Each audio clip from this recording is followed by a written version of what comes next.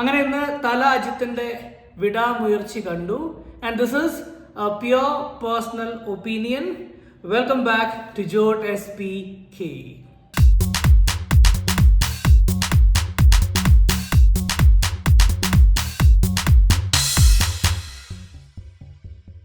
എൻ്റെ മുമ്പുള്ള ഒരു വീഡിയോയിൽ തന്നെ ഞാൻ പറഞ്ഞിട്ടുണ്ടായിരുന്നു പല റിവ്യൂവേഴ്സിനെയും പറ്റിയിട്ട്. അപ്പോൾ അവരെങ്ങനെയാണ് സിനിമയെക്കുറിച്ച് സംസാരിക്കുന്നതെന്നൊക്കെ.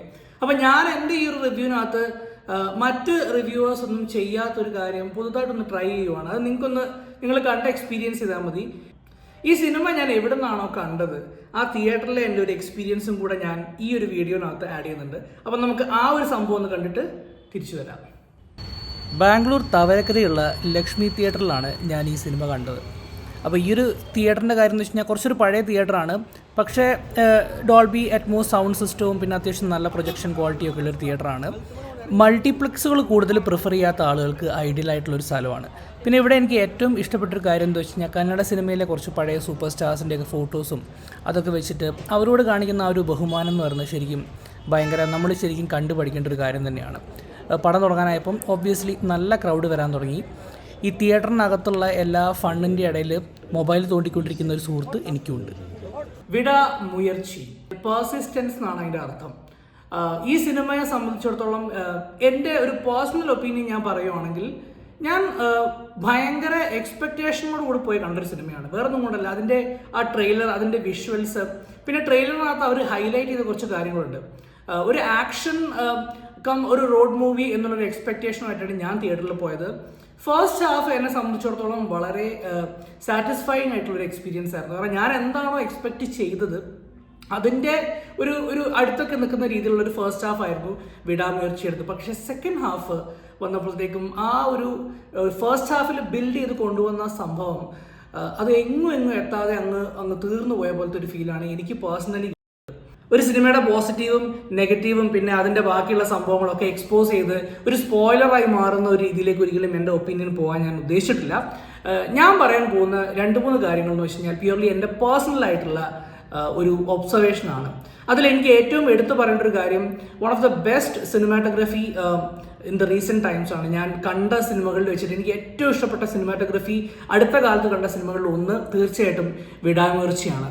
പിന്നെ പറയുകയാണെങ്കിൽ Anirudh as a musician, background സ്കോറിൻ്റെ ഒരു ലെയറിംഗ് ഒക്കെ വളരെ ബ്യൂട്ടിഫുൾ ആയിരുന്നു. പ്രത്യേകിച്ചും അതിൻ്റെ ഒരു എക്സ്ട്രീം ബ്യൂട്ടി എൻജോയ് ചെയ്യാൻ പറ്റാതിരുന്നത് ഒരു പക്ഷേ ഞാൻ കണ്ട തിയേറ്ററിൻ്റെ പ്രശ്നമായിരിക്കും എന്നാണ് ഞാൻ മനസ്സിലാക്കുന്നത്. കാരണം അവിടെ സ്ക്രീൻ ക്വാളിറ്റി വളരെ നന്നായിരുന്നെങ്കിലും sound quality was not up to the mark. അതിൻ്റെ ഒരു പോരായ്മ വല്ലാണ്ട് ഉണ്ടായിരുന്നു. പിന്നെ ഞാൻ ഒബ്സർവ് ചെയ്ത എന്നെ വല്ലാണ്ട് ഡിസപ്പോയിൻറ്റ് ചെയ്തൊരു ആസ്പെക്റ്റ് എന്ന് പറയുന്നത് തീർച്ചയായിട്ടും ആക്ഷൻ കൊറിയോഗ്രഫിയാണ്. സുപ്രീം സുന്ദറാണ് ആക്ഷൻ കൊറിയോഗ്രഫി ചെയ്തത്. ആൻഡ് ഭയങ്കര ഫ്ലാറ്റ് ആയിരുന്നു, ഭയങ്കര റിപ്പീറ്റേഷൻ ആയിരുന്നു. നമുക്ക് ആ ഒരു സിനിമയിൽ ആ ഒരു ക്യാരക്ടർ ബിൽഡ് ചെയ്ത് കൊണ്ടുവന്ന രീതി വെച്ചിട്ട് നമുക്ക് over the top action expect ചെയ്യാൻ പറ്റില്ല. അങ്ങനെയാണ്, ഞാൻ സ്പോയിലർ ആക്കുമല്ല. പക്ഷെ എന്നാൽ കൂടെ നമ്മളൊരു ക്യാരക്ടറിനെ വല്ലാണ്ട് പുഷ് ചെയ്യുമ്പം അയാൾ അതിനെ റിയാക്ട് ചെയ്യുന്ന ആ ഒരു ബീസ്റ്റ് മോഡ് എന്നൊക്കെ പറയില്ലേ, അങ്ങനത്തെ ഒരു സാധനം നമ്മൾ എക്സ്പെക്ട് ചെയ്യുമ്പം ഒന്ന് ടേക്ക് ഓഫ് ചെയ്യുന്ന പ്രതീക്ഷിച്ച് നിൽക്കുന്ന സമയത്ത് പടം വീണ്ടും ഡൗൺ ആവും. പ്രത്യേകിച്ചും ആക്ഷൻ സീക്വൻസസ്, പിന്നെ ഒരു വളരെ ലോങ് ആയിട്ടുള്ള ഒരു വിത്ത് സോങ് ആക്ഷൻ സീക്വൻസ് ഉണ്ട്. നമുക്ക് ആഫ്റ്റർ ഒരു മിനിറ്റ് 2 മിനിറ്റ് ഒക്കെ കഴിയുമ്പോഴത്തേക്ക് നമുക്ക് ബോറടിക്കും. അങ്ങനത്തെ ഒരു രീതിയിലാണ് അത് കൊറിയോഗ്രഫി ചെയ്ത് വെച്ചിരിക്കുന്നത്. പിന്നെ ഏറ്റവും എടുത്തു പറയേണ്ട ഒരു കാര്യം എന്ന് വെച്ച് കഴിഞ്ഞാൽ എഡിറ്റിംഗ് ആണ്. കാരണം എന്നെ സംബന്ധിച്ചിടത്തോളം വിടാമുയർച്ചയുടെ ഒരു കഥ എന്ന് പറയുന്നത് ഒരു 2 മണിക്കൂർ 15 മിനിറ്റ് മാക്സിമം കൊണ്ട് തീർക്കേണ്ടിയിരുന്ന ഒരു കഥയാണ്. അപ്പോൾ ആ സിനിമയ്ക്കകത്ത് ചില അൺവാണ്ടഡ് സീൻസ് ആൻഡ് ചില അൺവാണ്ടഡ് സിനാരിയോസ് അതിനകത്ത് പ്ലേസ് ചെയ്ത രീതി അതെനിക്ക് ആ പടത്തിൻ്റെ ലെങ്ത് കൂട്ടിയതായിട്ടും നാച്ചുറലി പടത്തിനെ വല്ലാണ്ട് അങ്ങോട്ട് താഴ്ത്തു വലിക്കുന്ന പോലെയൊക്കെ എനിക്ക് ഫീൽ ചെയ്തിട്ടുണ്ട്. ആൻഡ് ഫൈനലി പടം തുടങ്ങുന്നതും അവസാനിക്കുന്നതും ഒരു റൊമാൻറ്റിക് ക്രിഞ്ച് ഫെസ്റ്റ് തന്നെയാണ്. അപ്പം ഇതൊരിക്കലും ഒരു കുറ്റപ്പെടുത്തലോ ഒന്നുമല്ല. പക്ഷെ എന്നെ സംബന്ധിച്ചിടത്തോളം നമ്മളൊരു സിനിമയെ ആളുകളിലേക്ക് എത്തിക്കുമ്പോൾ naturally we have to understand what is happening with the current trend. അതിനനുസരിച്ച് നമ്മൾ ക്യാരക്ടേഴ്സിനെയും അല്ലെങ്കിൽ ക്യാരക്ടേഴ്സിൻ്റെ ഇൻറ്ററാക്ഷനൊക്കെ പ്ലേസ് ചെയ്യുമ്പം ആളുകൾ ഇത് കാണുമ്പോൾ ദേ വോണ്ട് ഫീൽ ലൈക്ക് ഇത് വേണ്ടായിരുന്നു എന്നുള്ളൊരു തോന്നൽ അവർക്ക് വരില്ല. പക്ഷെ അൺഫോർച്ചുനേറ്റ്ലി പടത്തിൻ്റെ പടക്കത്തിൻ്റെ സംഭവിക്കാണ്ടിരിക്കട്ടെ, പടത്തിൻ്റെ തുടക്കത്തിലും പടത്തിൻ്റെ അവസാനത്തിലും എനിക്ക് ആ ഒരു നല്ല ക്രിഞ്ച് ഫെസ്റ്റ് ഫീൽ ചെയ്തു. അത് നാച്ചുറലി ഓഡിയൻസിൻ്റെ ഭാഗത്തുനിന്നും സിമിലർ ആയിട്ടുള്ള റിയാക്ഷൻ വന്നു.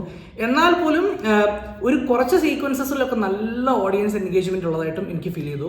But ultimately if you ask me, എൻ്റെ ഒരു പേഴ്സണൽ ഒപ്പീനിയൻ എന്ന് പറയുന്നത് it was A disappointing experience. So that is വിടാ മുയർച്ചി.